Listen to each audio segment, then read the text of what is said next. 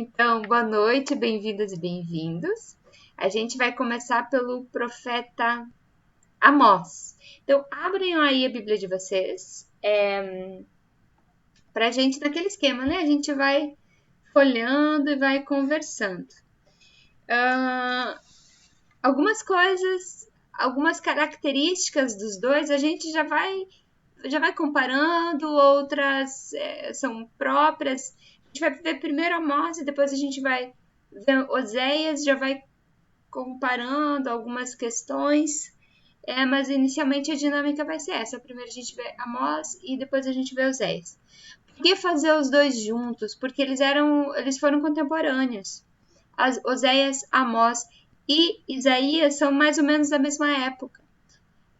Inclusive Amós cita Oséias. Eles estavam ali atuando mais ou menos na mesma época.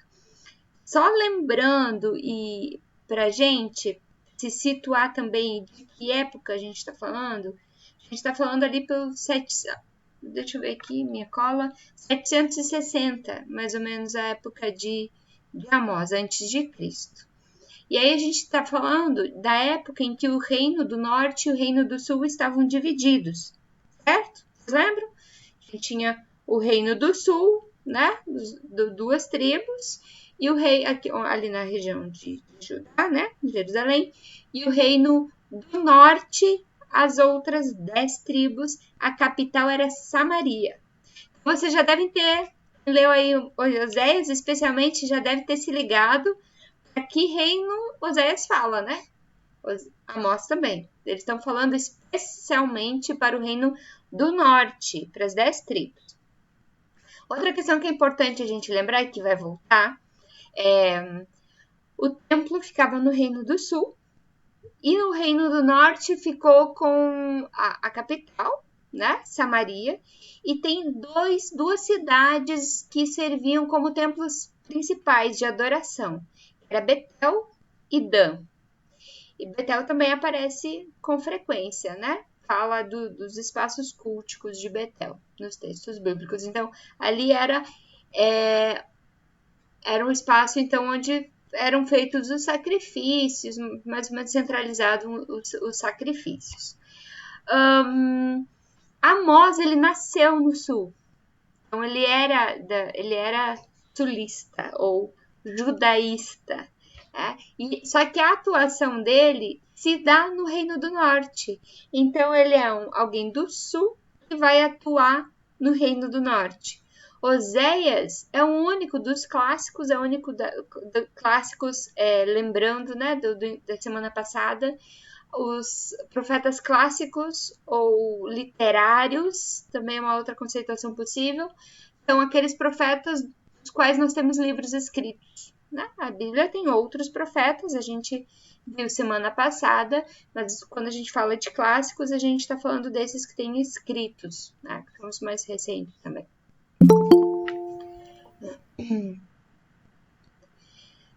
Bem-vinda, Alessandra, a gente acabou de começar. Estou situando Amós, tá? Então já pode abrir aí a sua Bíblia. E também assim, né, gente, quem tem dúvida vai interrompendo, abre o microfone e vai perguntando, porque às vezes senão depois a gente passou e a gente esqueceu, tá? Então, a gente está falando da época de mais ou menos 760 antes de Cristo. Amós nasce no sul, no Reino do Sul, e vai trabalhar como profeta no Reino do Norte. Aí tem algumas características interessantes de Amós que eu quero conversar com vocês. O conteúdo do livro do profeta Amós, ele é quase exclusivamente de palavras e visões, não tem grandes discursos, né? São palavras e visões. A cidade que Amós nasceu se chama Tecoa, e é lá pelo ano de 760 a.C. que ele atuou no Reino do Norte. Como é que a gente sabe? Né? Vocês devem ter lido ou depois, se vocês vão ler depois, aí agora um pouco mais, né? Sabendo mais ou menos onde é que eu estou pisando, talvez seja mais fácil até de ler. vocês vão ver que ele fala de Jeroboão II. Quem é o tal do Jeroboão II?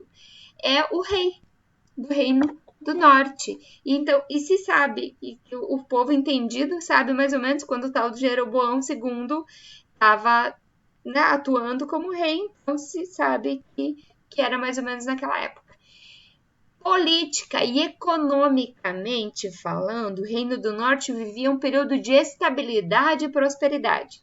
Então, tinha tido algumas vitórias em guerras, em conflitos, vencido.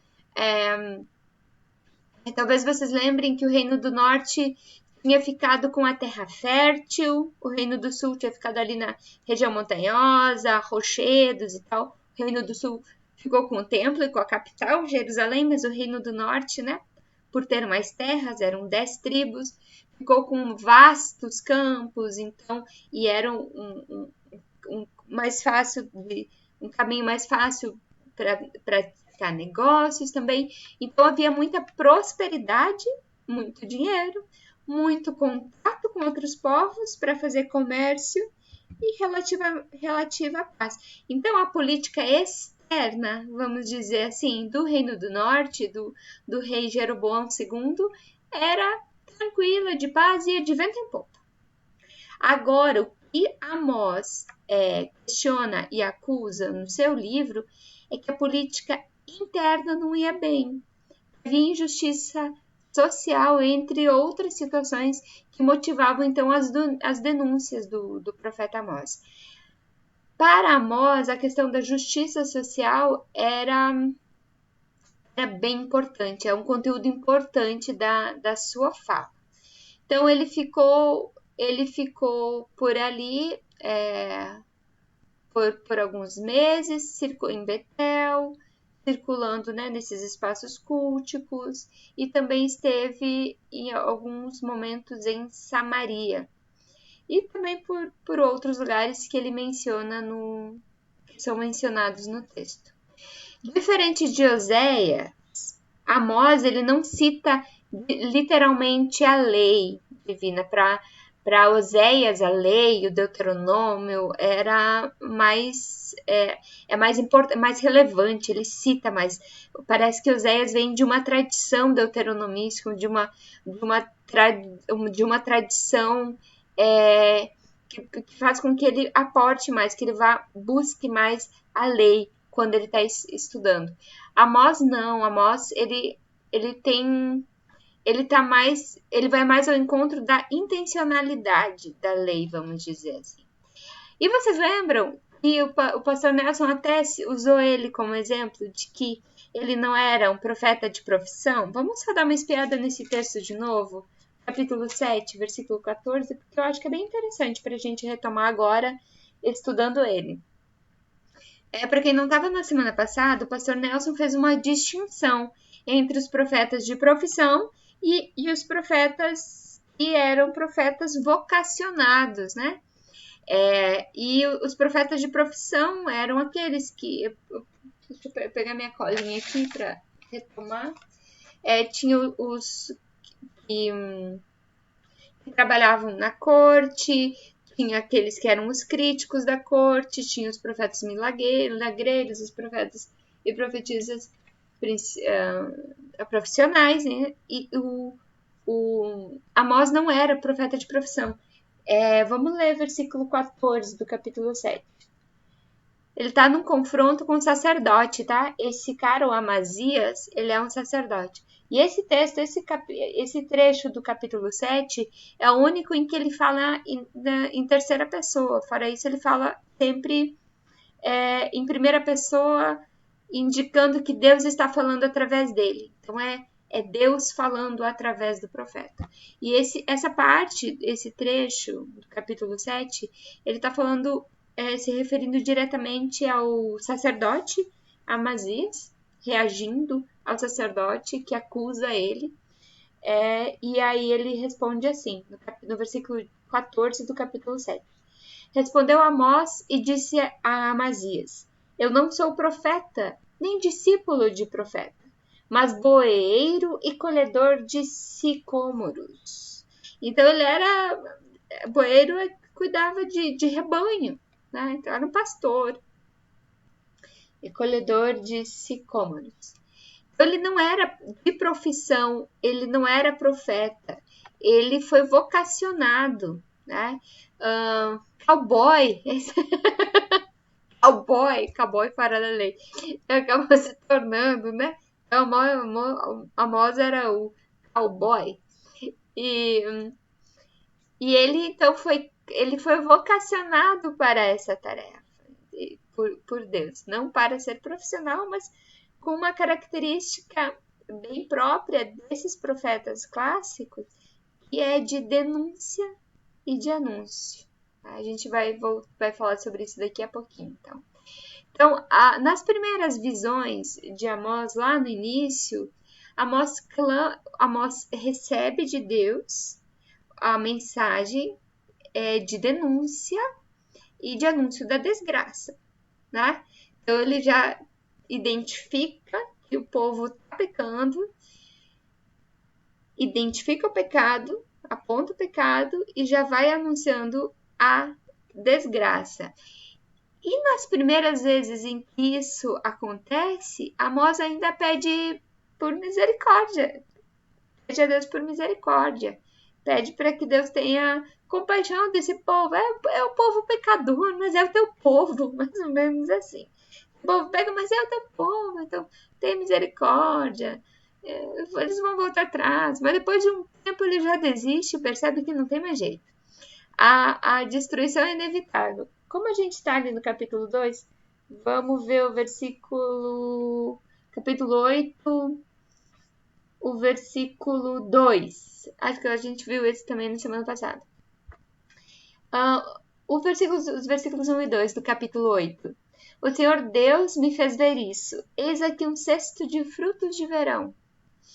E perguntou, que vês, Amós? E eu respondi, um cesto de frutos de verão. Então o Senhor me disse, chegou o fim para o meu povo de Israel, e jamais passarei por ele. Chegou ao fim, não tem mais volta para esse povo, né? Aí ele antecipa como é que vai ser essa destruição ainda, terremoto ou guerra, Deus vai conduzir por um governo estranho. Vamos lá ver o capítulo 6, versículo 14. Pois eis que levantarei sobre vós, a casa de Israel, uma nação, diz o Senhor, Deus dos exércitos, a qual vos oprimirá, desde a entrada de Ramate até o ribeiro de Arabá. Então, a destruição vem através de um outro povo, que vem e vai ser o instrumento de Deus, então, para destruir Israel pelo seu pecado. Então, ele está denunciando gravemente e anunciando destruição. Ele foi muito criticado, né, como normal dos profetas, muito criticado, perseguido pelos seus ouvintes. E aí, um exemplo disso eu já mencionei, né, é no capítulo 7, num confronto que ele tem com Amazias, o sacerdote, em que ele é criticado, né, por Amazias. Ali no versículo 10 diz, então Amazias, o sacerdote de Betel, lembre de onde está o templo, mandou dizer a Jeroboão, o rei de Israel, Amós tem conspirado contra ti, no meio da casa de Israel. A terra não pode sofrer todas as suas palavras. Vocês imaginam? O reino estava em paz, estava indo tudo bem, né? Os ricos cada vez mais ricos, né? Com certeza o sacerdote tinha lá os seus privilégios, né? Tá apoiando o rei. E aí vem esse cara falar sobre justiça social, né? Então ele começa a ser... O reino não precisa dessas palavras, porque assim diz Amós, Jeroboão morrerá à espada, e Israel certamente será levada para fora de sua terra em cativeiro. Então Amazias disse a Amós, vai-te, ó vidente, foge para a terra de Judá, e ali come o teu pão, e ali profetiza. O que ele está dizendo aqui? Volta lá para tua terra e vai viver da tua profecia lá, não aqui. Vai, tu não é daqui igual, o que você está fazendo aqui dizendo pra gente como é que a gente deve viver? Volta lá para Judá e lá chama de vidente, né? Vocês lembram? Bem da semana passada, vidente era uma outra palavra bem antiga para referir-se ao fazer do profeta, né? Volta lá, ali como é teu pão, quer dizer, viva isso lá na tua terra, em Judá. Ele expulsa Amós do Reino do Norte. Ele foi muito criticado. Deixa eu ver, e nesse momento ele é expulso de novo para o Reino do Sul. Os exegetas identificam em Amós um cara com uma visão muito, muito, muito ampliada sobre o que estava acontecendo ao redor de Israel. Identificando, já percebendo alguns movimentos políticos ao redor. A essa época, os persas ainda não tinham a força que eles tinham. Então, o movimento que ele vai percebendo que está acontecendo por ali e já vai começando a identificar. Identificando o que tem ao redor. Vamos lá para o capítulo 9.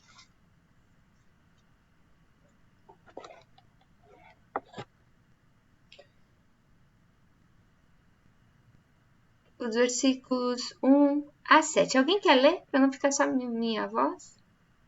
Os versículos 1 a 7 do capítulo 9.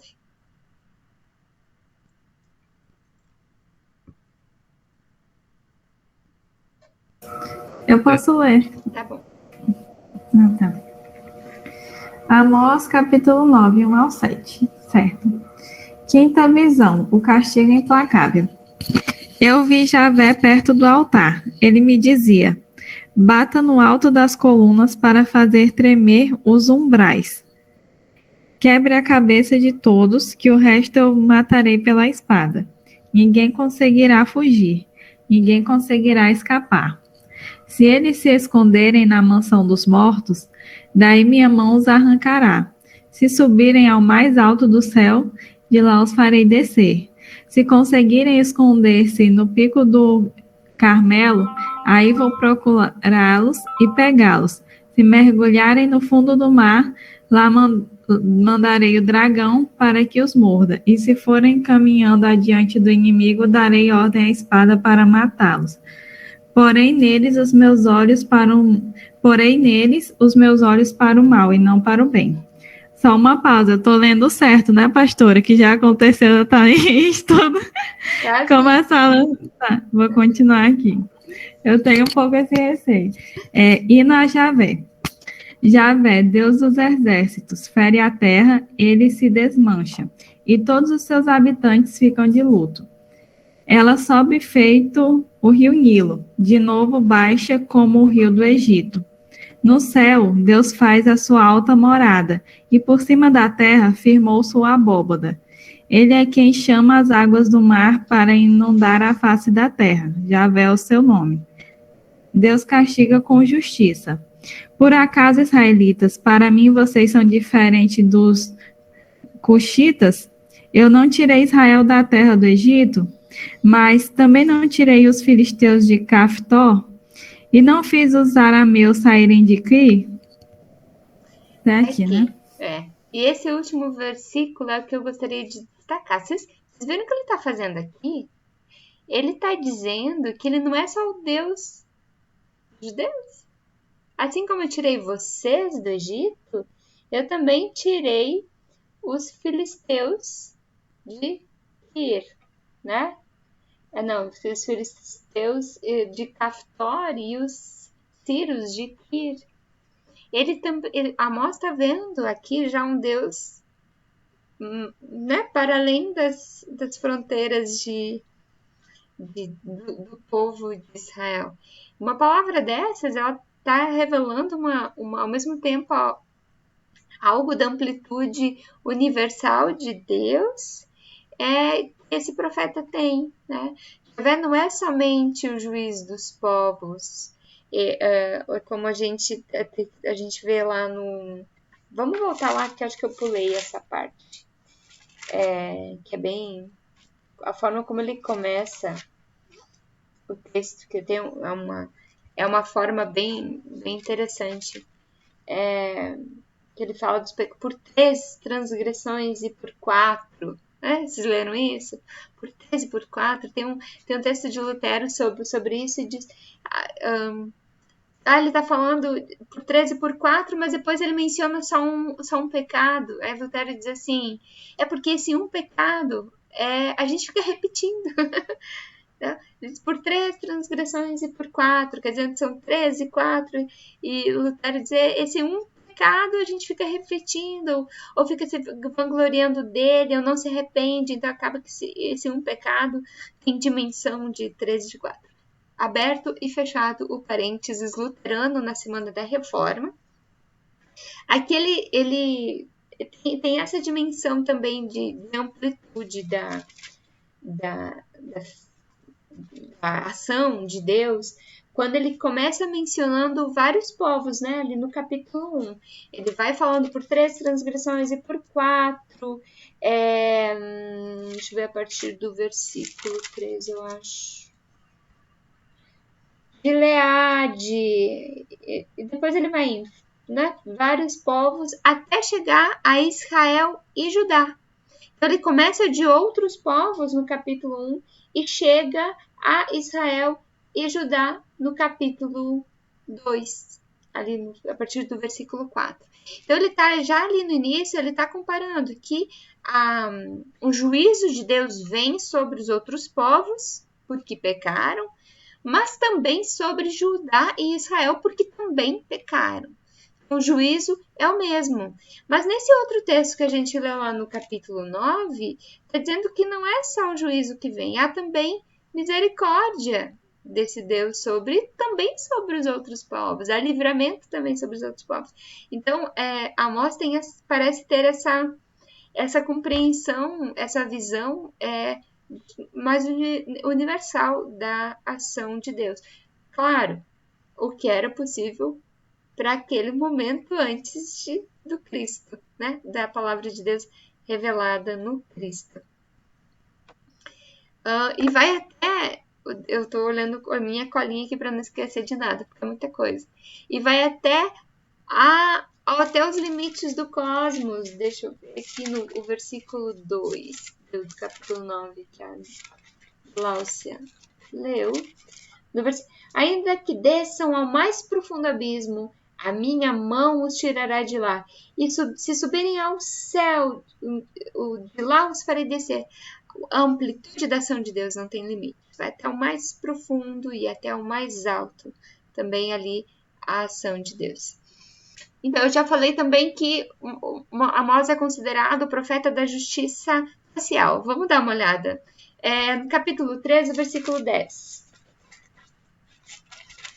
Diz que a gente ia passear, né? Pra lá e pra cá, na Bíblia. Capítulo 3, versículo 10. Porque Israel não sabe fazer o que é reto, diz o Senhor, e entesoura nos seus castelos a violência e a devastação. Alguém tem uma outra linguagem aí? Alguém tá com a linguagem de hoje? Talvez? Pode ler. O Senhor Deus diz: o povo de Samaria não sabe fazer nada com honestidade, e os seus palácios estão cheios de coisas roubadas com violência. Aí já tá dizendo que é o povo lá da capital, né? Não é só o povo de Israel, é o povo lá da capital que tá enriquecendo e guardando tesouro. E até parece um sistema capitalista, né? Enquanto tem alguns guardando tesouro, outros tantos estão passando por necessidades. Vamos lá, Miriam, o capítulo 6, versículo 12, prepara aí. Eu vou ler da minha e depois você lê da tua, tá? Capítulo 6, versículo 12. Eu leio aqui e depois você lê aí. Poderão correr cavalos na rocha e lavrará com bois. No entanto, haveis tornado o juízo em veneno e o fruto da justiça em alosna. Por acaso, podem os cavalos galopar sobre as rochas? Ou será que os bois podem puxar o arado do mar? Claro que não, mas vocês fazem a honestidade virar veneno e a justiça virar injustiça. Olha só, veneno. Honestidade vira veneno e justiça vira injustiça. É forte isso, né, gente? Vamos lá, mais um. Capítulo 5. Ana Rosa, aperta aí. Capítulo 5, versículo 7. E depois Miriam já o capítulo 5, versículo 24. Versículo 7 do capítulo 5. Eu leio da minha, depois a Ana Rosa lê. Vós que converteis o juízo em alosna e deitais por terra a justiça. Em vez de praticarem a justiça, vocês praticam a injustiça, que causa amargura e não respeitam os direitos dos outros. Agora o versículo 24. Antes corra o juízo como as águas e a justiça como o ribeiro perene. Em vez disso, quero que haja tanta justiça como as águas de uma enchente, e que a honestidade seja como um rio que não para de correr. Tem um versículo para decorar, né, gente? Marquem aí. Marquem daí um versículo para a gente decorar. Gente, que coisa mais linda. Ele continua, ele também tem um outro, deixa eu ver, capítulo 2, versículo 6. Quem é que está na vez? Ana Rosa? Assim diz o Senhor, por 3 transgressões de Israel e por 4. Não sustarei o castigo, porque os juízes vendem o justo por dinheiro e condenam o necessitado por causa de um par de sandálias. Até parece uma mulher que foi presa por roubar miojo e refrigerante, né, gente? Ana Rosa? O Senhor Deus diz: o povo de Israel tem cometido tantos pecados, tantos mesmo, que eu tenho de castigá-los. Vendem como escravos pessoas honestas que não podem pagar as suas dívidas e até aquelas que são tão pobres que não podem pagar a dívida que fizeram para comprar um par de sandálias. Aqui eu só vou fazer uma memória também, uma lembrança de coisas que a gente já viu. Isso era uma prática comum, gente, era prevista em lei. Se alguém não pagasse suas contas e não tivesse dinheiro para pagar, poderia ser vendido como escravo, né? Era tido como escravo, ou a pessoa que devia, ou seus filhos, ou se era uma pessoa rica, podia dar os filhos dos empregados, né? Então isso a gente já viu lá, acho que foi em Esdras e Neemias a gente conversou sobre isso. Então, era possível, imagina, por um par de sandálias. Ele está dizendo, gente, por um par de sandálias estão vendendo gente como escravo. Ó, mais um. 4, e Miriam. E capítulo 4, versículo 1. Eu leio aqui e depois você lá. Ouvi esta palavra, vacas de Baçã, que estais no monte de Samaria. Oprimis os pobres, esmagais os necessitados, e dizei ao vosso marido, dá cá e bebamos. Ouçam isso, mulheres da cidade de Samaria, que estão satisfeitas e gordas, como as vacas de Bazã. Vocês maltratam os necessitados, exploram os pobres e ficam sempre pedindo aos maridos que lhes tragam mais vinho para beber. Vocês sabem que são vacas de Baçã? Eu vou ler aqui da minha Bíblia de estudo, porque tá muito interessante a explicação. Por seu apetite incansável, mulheres importantes de Samaria são comparadas a vacas gordas. Baçã era uma planície fértil, conhecida por seu rico pasto e por seus rebanhos grandes e saudáveis. Dizei a vosso marido. Mulheres ricas incitavam seus maridos a adquirir mais, inclusive sob custo de sofrimento dos pobres, né? É interessante a visão que ele tem do poder que as mulheres têm sobre seus maridos, né? Então, se os maridos estão fazendo algo que não presta, culpa de quem? Das vacas de Baçã, né? Coitadinho dos maridos. Gente, parênteses aqui. Vamos ver mais um. Capítulo 8, versículo 4.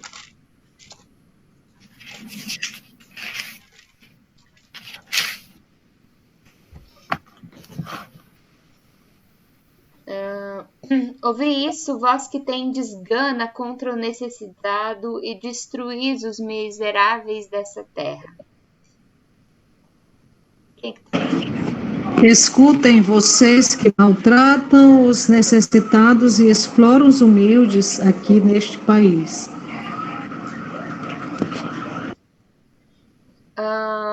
Então, e assim vai. Tem outros, mas já deu pra gente ter uma noção, né, de por que ele é o querido, como disse o pastor Nelson, por que ele é o queridinho da teologia da libertação, né, da teologia latino-americana. Há algumas denúncias bem específicas, né, para a classe alta, algumas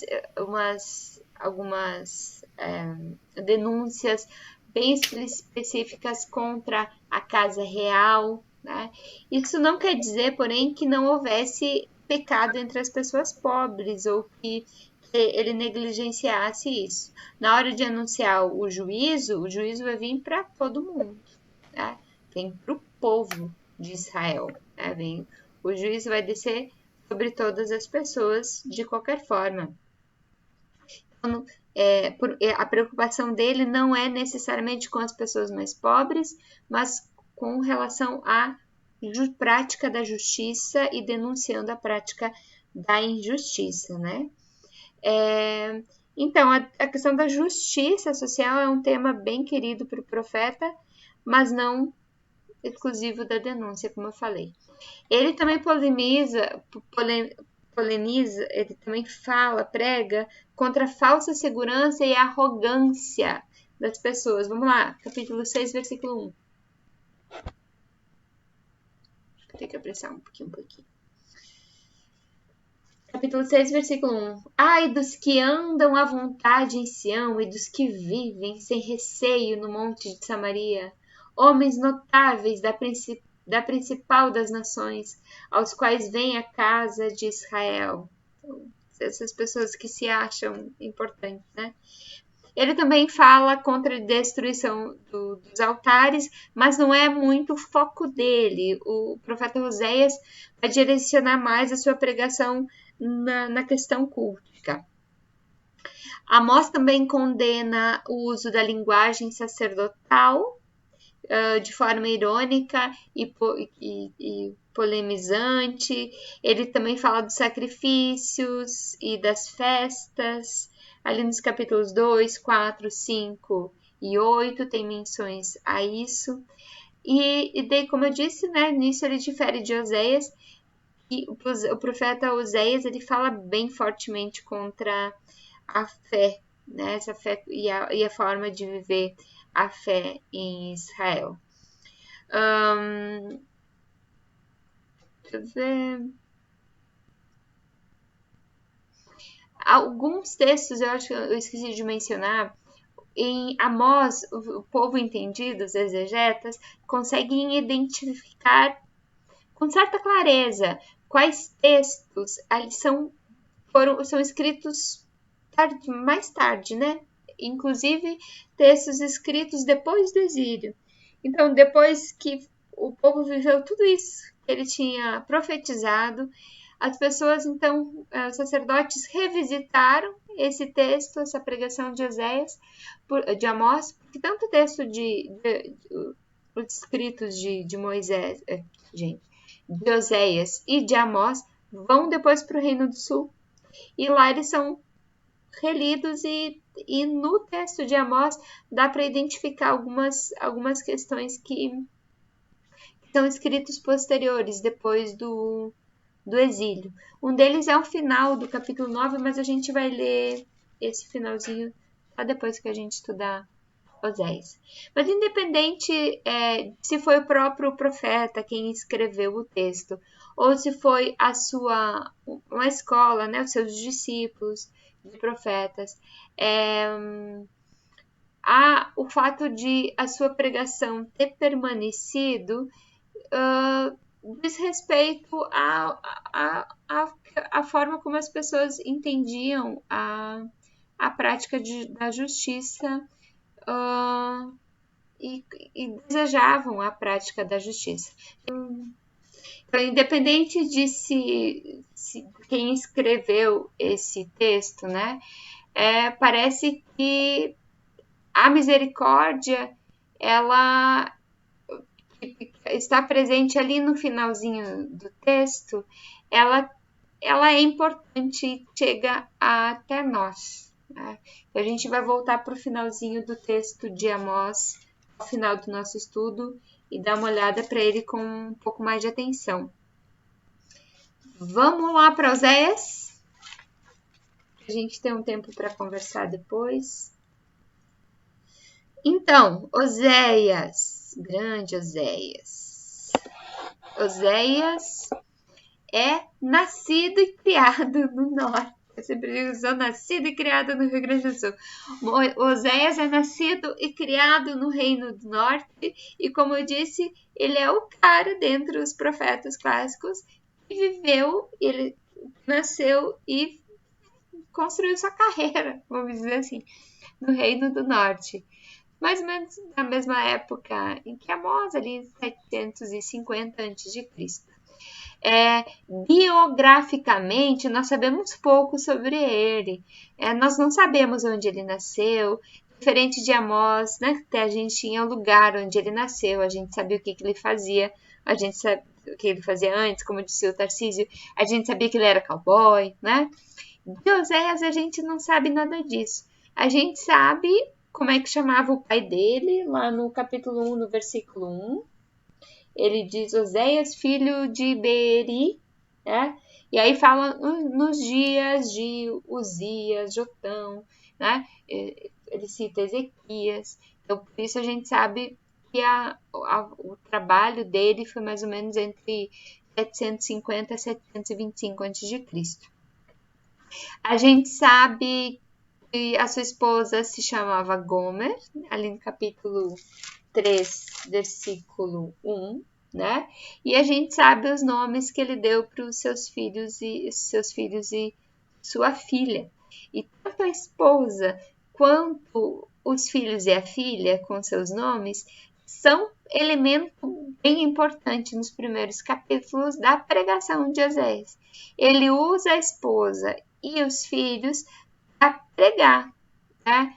E os filhos e a filha ganham nomes proféticos, assim, toda vez que alguém chama os filhos e a filha pelo nome, está pregando, pregação de denúncia de Oséias, né? A própria história do casamento dele também tem um componente, ele disse que Deus envia ele para casar com uma prostituta, com uma adúltera, a gente vai voltar a falar isso depois. Também não tem nenhum relato de um momento de vocação especial, assim, em que ele é, né, vocacionado agora para ser profeta. O primeiro momento em que aparece isso, a gente vê lá no capítulo 1, versículo 2, quando Deus manda ele casar. Eu vou ler aqui. Quando pela primeira vez falou o Senhor por intermédio de Oséias, então o Senhor disse: vai, toma uma mulher de prostituições e terás filhos de prostituição, porque a terra se prostituiu, desviando-se do Senhor. Então essa é a primeira vez que Deus fala através de Moisés, né? Gente, tô com Moisés na cabeça hoje. Fala através de Oséias. Da mesma forma que provavelmente acontecia com outros profetas, a gente leu o sacerdote, né, Amazias, mandando Amós catar coquinho lá em Judá, né, ou catar o seu pão lá em Judá. também Oséias foi esculhambado pelo povo do seu tempo. Lá no capítulo 7, no capítulo 9, a gente lê assim, no versículo 7. O seu profeta é um tolo, o inspirado é um louco. Olha como é que ele era visto. Tolo e louco. Dessa forma, Moisés era designado sim como profeta, né? Identificado como profeta, reconhecido como profeta. Mas que tipo de profeta? Tolo e louco. Né? No caso do livro de Oséias, diferente de Amós, no qual os exegetas conseguem identificar com clareza o que é adendo posterior, no caso de Oséias, não dá para ter muito bem, assim, não dá para saber muito bem onde começa o seu texto e onde... com certeza teve algum ajuste no meio do caminho, mas essas definições não são muito claras, assim, o que é um adendo posterior no caso dele, né? É mais coeso, assim. No livro de Oséias também se alteram várias vezes ameaça e promessa. Ameaça e promessa. Depois eu posso até mandar uma colinha para vocês, se vocês quiserem. Eu vou dar só um exemplo. No capítulo 2, por exemplo, os versículos 4 a 15, a desgraça, né? Ela, pois, não soube que eu é que lhe dei o trigo, o vinho, o óleo, lhe multipliquei a prata e o ouro que eles usavam para Baal. Portanto, tomar-me-ei e reterei a seu tempo o meu trigo e o meu vinho, e arrebatarei a minha lã e o meu linho, lhe deveriam cobrir a nudez. Vou descobrir, estou lendo o versículo 10, tá? Descobrirei as vergonhas aos seus olhos, dos seus amantes. Ele está falando aqui da mulher dele, só que a pregação não é necessariamente para a mulher dele, ele está falando de todo o povo, né? Usando como imagem a mulher dele. No versículo 10, descobrirei as suas vergonhas aos olhos dos seus amantes, e ninguém a livrará da minha mão. Aí ele vai todo o capítulo, até o versículo 15, aí a partir do versículo 16 até o versículo 25 do mesmo capítulo, já começa a vir uma mensagem de salvação. Por exemplo, o versículo 19: desposar-te-ei comigo para sempre, desposar-te-ei comigo em justiça, e em juízo, e em benignidade, e em misericórdia. Desposar-te-ei comigo em fidelidade, e conhecerás o Senhor. Então, ele oscila assim, entre desgraça e salvação, entre denúncia e a denúncia do pecado, anúncio da desgraça e anúncio da salvação. E a partir ali do capítulo 9, versículo 10, já começam a aparecer passagens retrospectivas que servem para apontar a culpa de Israel. Por que tudo isso está acontecendo? Porque vocês se comportaram mal. Então, vocês foram muito mal, vocês fizeram muita coisa errada. Lá, a partir do capítulo 9, né? Antes de vocês terem castigado, semearam malícia, né? Vocês foram ingratos e ingratas. Então, ali já começa uma retrospectiva do porquê é que ele tá... Por que a pregação dele é tão dura? Tipo assim, vocês mereceram isso tudo que vai acontecer, né? A mensagem de Oséias, ela também, como eu disse, foi levada para o sul, mas provavelmente só depois da queda do Reino do Norte. Então, realmente, acontece tudo isso com o Reino do Norte, né? E o próprio Oséias... eu falei sobre não ser possível identificar, né, o que depois foi adicionado lá no Reino do Sul. O próprio Oséias menciona o Reino de Judá em alguns momentos. Ao contrário de Amós, então, como eu disse, Oséias ele não somente ameaça com desgraça, mas também ele pensa a salvação, como eu disse. Vem sempre essa essa balança, né? Anúncio de desgraça e promessa da salvação. Agora vamos para a parte mais estranha, eu acho, do livro, essa história da família dele, né? Do casamento. Era uma ou era duas mulheres? Ela era mesmo adúltera ou prostituta? Se era uma esposa? Oséias sabia disso antes de se casar e fez para cumprir a vontade de Deus? Ou ele ficou sabendo só depois e usou isso, né? A mando de Deus? Ou era só uma imagem, né? Uma imagem, uma alegoria, né? Para falar o quão profundo foi esse engajamento de Oséias com a palavra, com a mensagem, né? Não se sabe. A gente só pode especular. Não dá para amarrar e dizer foi assim, foi assado. Há várias teorias, essas são só algumas. Mas não dá para ter certeza assim do que realmente estava acontecendo. Eu tendo a imaginar que era mais uma imagem assim, né, de retórica que ele usava, mas pode ser que não. Pode ser que ele tenha realmente casado com alguém que tinha fama ou que era, né, ou vivia da prostituição né, casou com ela, mas eu tento achar que é mais uma questão de retórica, mas é só achismo meu. Saber a gente não sabe. O que é interessante é que havia um ritual cananeu de prostituição cultica. Tá?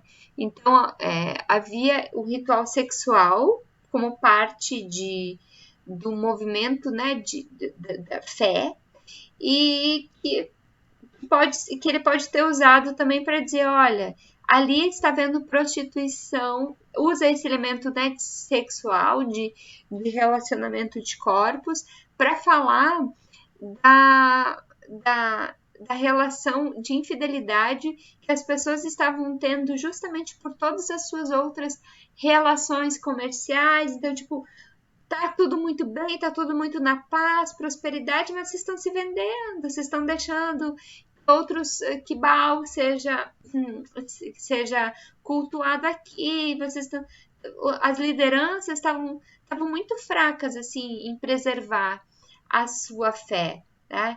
Então é possível que ele tenha usado essa imagem da prostituição para dizer, olha, vocês estão se vendendo, né, por essa alegada paz, pela prosperidade, como a Amós disse, para encher os seus castelos de ouro, né, de pedras preciosas, vocês estão se prostituindo. E a Oséias denuncia esse aspecto mais cultico dessa prostituição, então, né, de envolvimento de fé com outras formas de espiritualidade que não tinham nada a ver com o culto a Javé.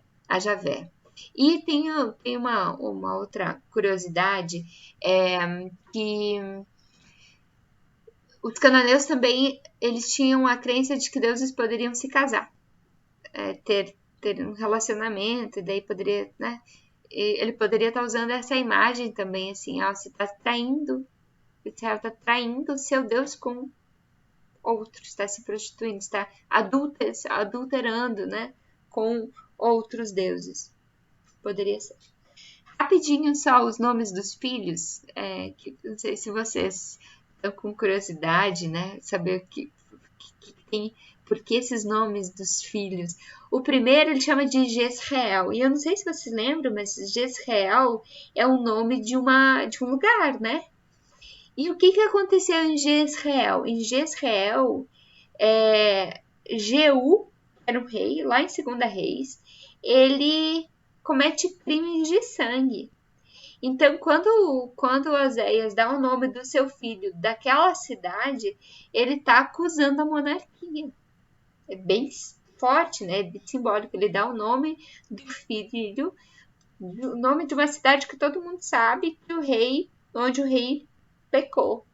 Né? Se vocês quiserem olhar depois, Segunda Reis, a partir do versículo 9.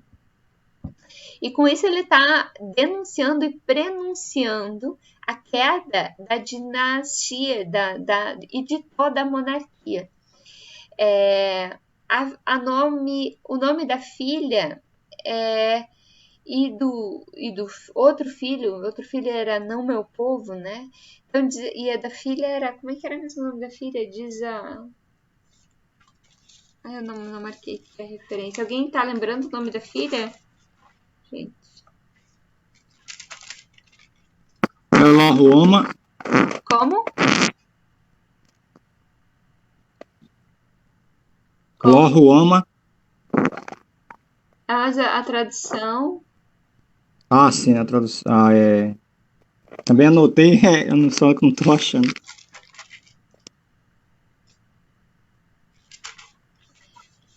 A gente pode olhar, se alguém achar, pode.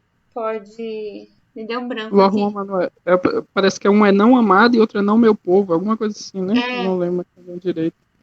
Qual é? É a não amada, né? A filha não amada. Filha não amada.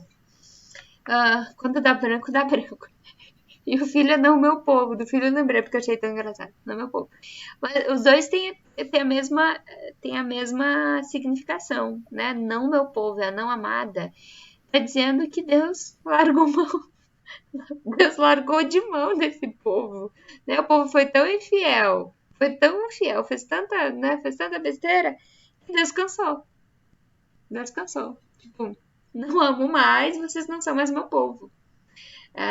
E com os nomes da filha e do filho, Oséias está dizendo que, olha, a comunhão que Deus tem com vocês, desde lá do Egito, se rompeu.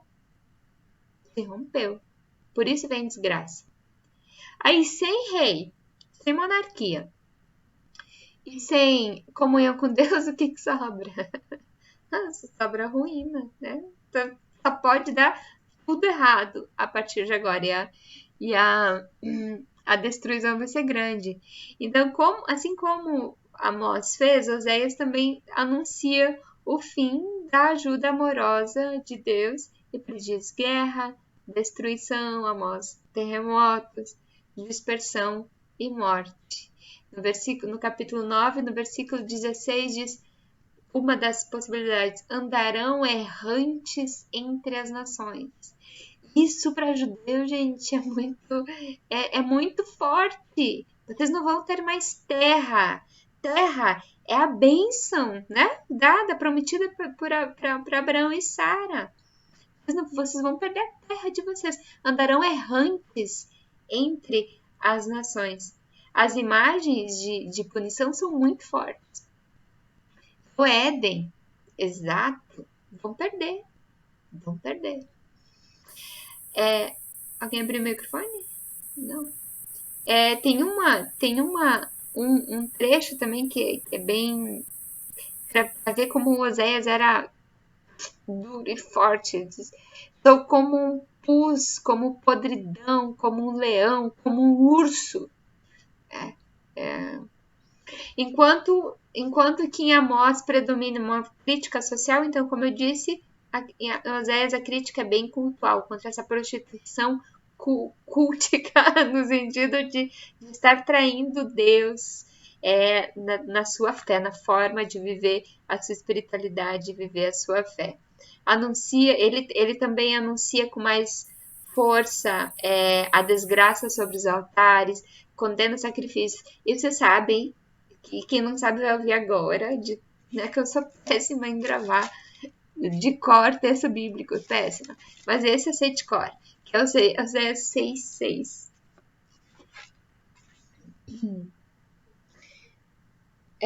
Pois misericórdia quero e não sacrifício, e o conhecimento de Deus mais do que holocaustos. Misericórdia quero e não sacrifício, e o conhecimento de Deus mais do que holocausto. Ele está dizendo, gente, não adianta fazer coisas vãs por coisas vãs, né? Vivam a misericórdia de Deus. Mas de qualquer forma, no final das contas já estava tudo perdido mesmo, né?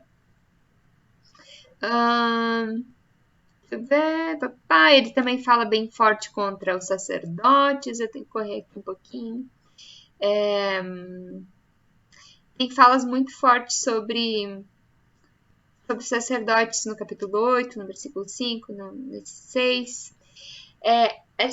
Essa concepção que eu falei, né, da questão da prostituição, eu já falei, né, que ele pega emprestada parece pegar emprestada dos cananeus, dessa história dos casamentos entre os deuses, né? De todos os profetas, ele foi o mais contundente contra a monarquia. E de forma muito firme, ele previu o fim da monarquia do Reino do Norte, pois compreendeu como a monarquia como sendo muito e somente humana. E sendo humana, a monarquia é uma dádiva de Deus. Já vocês vão lembrar que no sul é diferente. Jesus vem da genealogia do rei Davi, né? Os outros profetas vinculados ao culto no sul, né, em Jerusalém, têm uma vinculação com a monarquia davídica. Eles condenam sistemas, condenam pessoas, mas não a monarquia, não a descendência de Davi. Há um componente messiânico que depois, né, Deus usa quando Jesus nasce. Jesus é descendente de Davi. Daqui a pouco a gente vai começar a cantar isso nos hinos de Advento, né? Desce a brotou a rama, lá da promessa de Isaías. Então ele anuncia o fim da monarquia do reinado do norte e realmente acontece. Ele é o único que faz isso.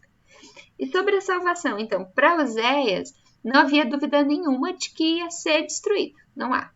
E aí, uma coisa que eu achei interessante, que eu descobri preparando para hoje, e aí eu vou encerrando, é a vinculação que ele faz com o Êxodo. Eu falei antes, quando eu falava de Amós, que Oséias tem um contato assim com a lei, né? Com Deuteronômio, e ele usa bastante da lei. Ele menciona Jacó, e ele faz algumas alusões ao Êxodo, né? Vocês vão voltar para o Êxodo. O que você está querendo dizer com isso? Vocês vão voltar para o Êxodo. O que é para o Egito, aliás, não, desculpa, não para o Êxodo, para o Egito. Vocês vão voltar para o Egito. O que é o Egito? Escravidão, né? Não, estar longe da sua terra, estar preso, né? E exilado. E ele diz assim, resumindo muito rapidamente. Vocês vão passar, o povo de Israel, do reino de Israel, precisa passar por isso, precisa passar pelo Egito, para que Deus, mais uma vez, opere a salvação. Primeiro, ele não acreditava que o arrependimento poderia ser, Oséias, né? Não acreditava que o arrependimento poderia ser verdadeiro, e ele acreditava que isso somente iria acontecer através de uma volta para o Egito, tá? De novo, para aquele momento, tipo assim, ó, aquele dia que o computador não funciona de jeito nenhum, não liga, não desliga, não obedece comando, o que você faz? Vou ter que resetar. Mais ou menos isso. Que imagem, né? Reseta. Vamos começar tudo de novo. Porque do jeito que tá, não tem mais jeito. Vamos ter que começar tudo de novo. Então, a disposição de Deus para com a misericórdia. E ele identifica que o povo não tinha condições de acolher essa misericórdia de Deus. Estava tão perdido, mas tão perdido que não tinha mais esperança. E embora as promessas de Oséias para o reino de norte nunca tenham se cumprido, os profetas posteriores, como Jeremias, mantiveram essa chama da esperança. E aí eu encerro perguntando se nós também podemos ter uma chama de esperança.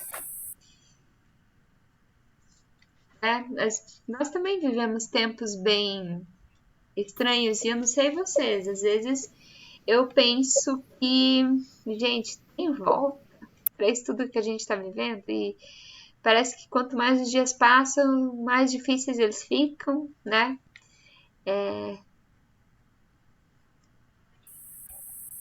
Tem versículos que eu agora não anotei, mas que são exatamente o que acontece hoje quanto à corrupção. E é impressionante, a história se repete, parece que o ser humano não aprende. Claro que tem exceção, né? Mas, no geral... Por isso o reino de Deus, ele está aqui, mas ainda não, né? Enquanto ainda não estiver em plenitude, a gente vai continuar no pecado, né? Vai continuar cometendo os mesmos erros, entrando pelos mesmos caminhos.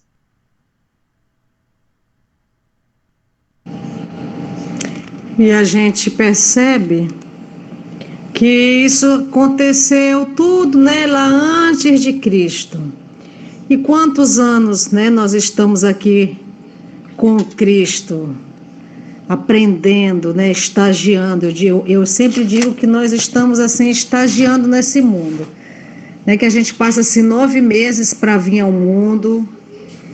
E nós sabemos como a gente veio, de que forma, alguém vai contar essa história. E o que a gente está fazendo aqui? Uns vão com poucos dias, outros vão com muitos anos, 50 anos, 30 anos. E o que nós estamos fazendo no mundo, né? Nós estamos estagiando, aprendendo a amar, aprendendo a viver, né? Como Cristo queria que nós vivêssemos. E o quanto é difícil, o quanto isso daí desvirtuou, né, essa questão de amor, de paz, de justiça, que não foge do início lá no tempo deles. E assim é muito difícil a gente ter esperança, mas tem dias, né, também que a gente está tão desacreditados, tão cansados, sabe, cansado de apanhar, cansado de não poder denunciar, porque às vezes até para denunciar a gente fica com muito medo, se cala. Ontem com a gente no estudo, no encontro de mulheres, né, a gente fez uma pulseira, e essa pulseira eu passei o dia com ela no braço pensando. Todas as horas que eu olhava para a pulseira, eu me lembrava da pulseira do silêncio. Né? Isso daqui me fez pensar o que eu estou carregando no meu braço. Aí eu fui explicando para as pessoas que tinha aquelas 3 pérolazinhas lá, que era daqueles segredos mais ocultos, e aquela coisa toda. E aquilo me fez pensar na minha vida, no todo. Eu com o mundo, eu com as pessoas, nossa responsabilidade, o que nós estamos falando, de que forma nós estamos vivendo. E é profundo, profundo, profundo e triste ao mesmo tempo, né? Tudo tão caro, todo mundo querendo tirar um proveito do outro, querendo passar por cima do outro, e sem nenhuma responsabilidade. E falando de Deus, a gente vê pessoas em nome de Cristo, em nome de Deus, fazendo coisas absurdas. Então é triste. Mas existe sim, a gente tem que acreditar, existe esperança, existe a fé, existe Deus, e existe os irmãos aqui nos escutando.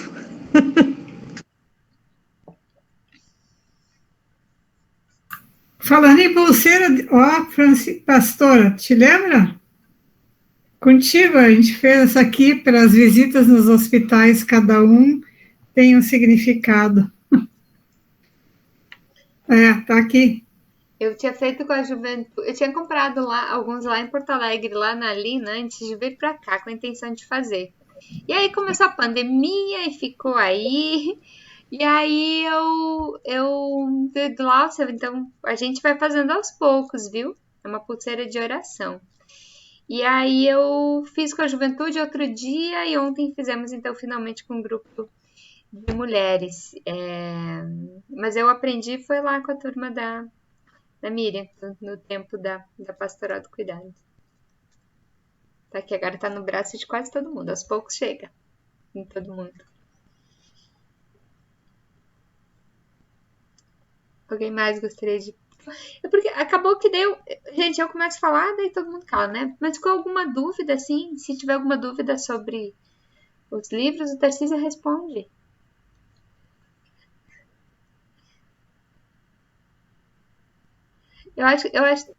Eu queria falar que a senhora fez a pergunta, né? Se tem esperança.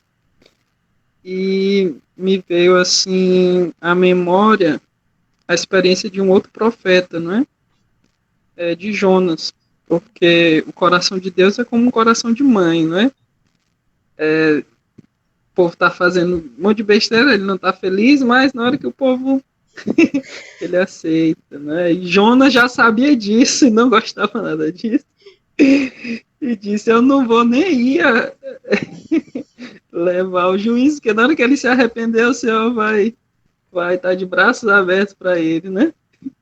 Então, eu acho que por mais que a situação da gente esteja feia, não é? O que falta é o versículo que a senhora disse para a gente decorar lá, não é? Quando a gente começa a exercer a misericórdia, né? Sem pensar tanto no sacrifício, e conhecer realmente Deus, eu acho que é a solução para, pelo menos para muitos dos nossos problemas interiores, né?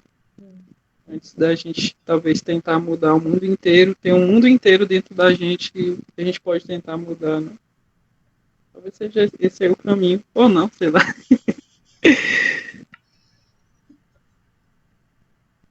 Pastora? Pode falar. Eu só vou reagir. É um caminho possível, né, Tarcísio? Uhum. Sobre o profeta Amós. E tudo é a mesma coisa que está acontecendo agora, né? Sempre houve injustiça e sempre haverá. Felizmente, isso é uma verdade. Mas ele, o que é que ele fez? Ele lutou contra isso, contra a injustiça. E é dever nosso também.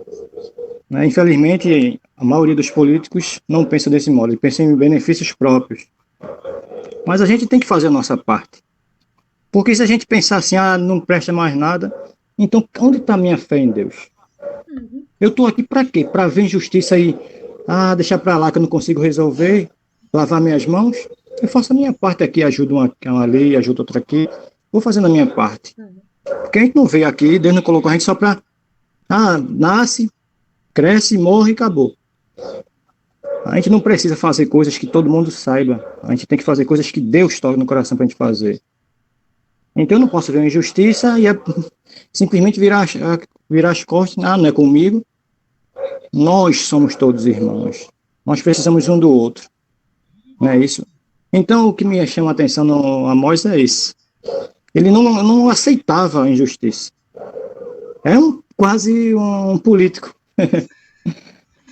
Para ajudar a sociedade, as pessoas lá que precisam, mais necessitadas. Isso me chama muita atenção. Deus sempre vai levantar alguém que lute contra a injustiça. Cada um do seu jeito, mas desde que seja nos princípios de Deus, né? E é isso que me chamou a atenção. Eu estava estudando um pouquinho hoje, até anotei aqui errado algumas coisas, que eu misturei Amós com Osés. Mas é isso que me chamou a atenção aí, lendo esse texto aí, escutando. E a gente não pode perder a esperança. Tá difícil, tá? Há fases que vão ser muito difíceis mesmo. Só Deus para nos segurar e seguir em frente. Porque enquanto a gente não tiver esperança, então não adianta. Sem esperança, acabou. E Deus tem um propósito, Deus sabe de tudo. É isso, não vou falar muito. Eu falo pra caramba. Não mais que eu. Diz que misturou Oséias e Amós, talvez eles tenham até se encontrado, comido um cuscuz junto, né? Trocado uma ideia. Ei, como é que tá aí a tua pregação contra a injustiça? Não, tá indo bem. E a tua aí contra os sacerdotes? Não, tá tranquilo. Eles estão sabendo. E se foi cuscuz com carne de sol, pronto. Conversaram muito. Não? É o carne de sol que o vaqueiro lá pegou. Laçou.